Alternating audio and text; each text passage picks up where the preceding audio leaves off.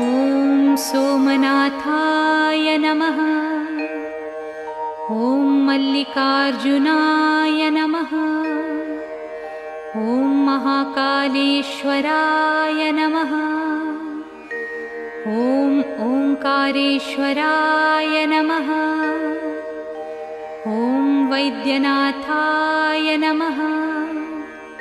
ॐ भीमशंकराय नमः। ॐ रामेश्वराय नमः। ॐ नागेश्वराय नमः। ॐ विश्वेश्वराय नमः। ॐ त्र्यंबकेश्वराय नमः।